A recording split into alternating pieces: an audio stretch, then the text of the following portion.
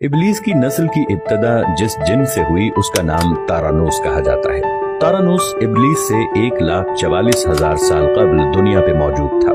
तारानोस की नस्ल तेजी से बढ़ी क्योंकि उन पे मौत तारी नहीं होती थी और न बीमारी लगती थी। अलबत्ता ये चूंकि आतशी मखलूक थी तो सरकशी बदरजा उत्तम मौजूद थी। इस जिन्नों की नस्ल को पहली मौत फरिश्तों के हाथों पैदाइश के 36,000 साल बाद आई, जिसकी वजह सरकशी थी। यहाँ पहली बार मौत की इब्तदा हुई, इससे पहले मौत नहीं होती थी। बाद में चलपानेस नामी एक नेक जिन को जिन्नात की हिदायत का जिम्मा सौंपा गया और वो ही शाह जिन्नात करार पाए। इसके बाद बामोस को ये जिम्मेदारी दी गई। बामोस के दौर में ही चलेपा और तबलीस की पैदाइश हुई। ये दोनों अपने वक्त के बेहद बहादुर जिन्नात थे और उनकी कौम ने चलेपा को शाशीन का लक़ब इसके शेर के जैसे सर की वजह से दिया। इन दोनों जिन्नात की वजह से सारी कौम कहने लग गई कि हमें उस वक्त तक कोई हरा नहीं सकता जब तक शाशीन और तबलीस हमारे दरमियान मौजूद थे। इन दोनों की वजह से कौम के जिन्नात आसमान तक रसाई करने लगे और तीसरे आसमान पर जाकर शरारत कराते थे। ऐसे में हुक्म इलाही से फरिश्तों ने उन पर हमला किया और इबरतनाक शिकस्त दी। इसी दौरान जब इजराइल अलैहिस्सलाम को इबलीस ने देखा तो सजदे में गिर गया। इबलीस शुरू ही से एक नडर और ज़हीन बच्चा था। उसमें बाप की बहादुरी और मां की मक्कारी कूट कूट कर भरी हुई थी। उसने मलाइका के साथ जाकर तौबा का बाकायदा ऐलान किया और फिर फरिश्तों से फैज़ इल्म हासिल करने लगा। इल्म हासिल करने और रियाजत का ये आलम था कि पहले आसमान पे आबिद, फिर दूसरे आसमान पे जाहिद, तीसरे आसमान पे बिलाल, चौथे आसमान पे वाली, पांचवें आसमान पे तकी और छठे आसमान पे कबाजान के नाम से मशहूर हुआ। ये वो वक्त था जब ये फरिश्तों को सिखाता था। सातवें आसमान पे इबलीस बुक़्क़ाए नूर में रहा। हफ्त अफलाक के सब मलाइका का मुअल्लिम करार दिया गया। यहां तक पहुंचकर इबलीस ने अपनी आजजी और रियाजत की इंतहा कर दी। कमोबेश इबलीस ने 14,000 साल अर्श का तवाफ किया। यहां उसने फरिश्तों में उस्ताद सरदार अज़ाज़ील के नाम से शोहरत पाई। कमोबेश 30,000 साल मुक़र्रबीन फरिश्तों का उस्ताद रहा।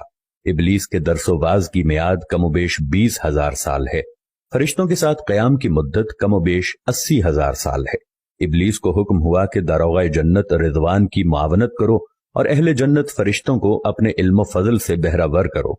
यूं इबलीस को जन्नत में दाखिले का परवाना मिल गया और जन्नत में भी अपने इल्म से दारोगाए जन्नत रिज़वान को सैराब किया और यूं जन्नत और रिज़वान की कुंजियां इबलीस के पास रहीं। रिवायत के मुताबिक इबलीस 40,000 साल तक ये फर्ज खजानची अंजाम देता रहा। यही वो मकाम आला तरीन जन्नत रिज़वान ही था जहां इबलीस ने पहली बार बादशाहत के ख्वाब देखने शुरू किए। उस वक्त इबलीस के पास हफ्त इक़लीम, अफलाक, जन्नत और दोज़ख सबका इख्तियार था और उसने चप्पे चप्पे पे सजदे किए थे। मगर यहाँ पे इबलीस आजिज़ी से पहली बार भटका और खुद को बादशाह बनाने और रब बन जाने के ख्वाब देखना शुरू किए। कई मलाइका के सामने रबूबियत की बात भी की, मगर मलाइका के इनकार के सबब चुप हो गया और यूं निजाम चलता रहा, मगर इस सब से अल्लाह ताला की जात बेखबर न थी। फिर आदम अलैहिस्सलाम की तख्लीक का मरहला आया जिसके कुरान मजीद में वाक़यात बयान हुए हैं। इबलीस आदम अलैहिस्सलाम को जुज जुज मरहलावार मुख्तलिफ अक़साम की मट्टी से तख्लीक होता देखता रहा और चुप रहा, मगर जैसे ही उसे ये मालूम हुआ कि ये आदम अलैहिस्सलाम अल्लाह ताला के नायब हैं तो उसने वावेला किया, इबादत और इताअत का वास्ता दिया। फिर तंज किया कि मुझ जितनी इबादत किसने की, और आदम अलैहिस्सलाम को सजदा करने से इनकारी हो गया।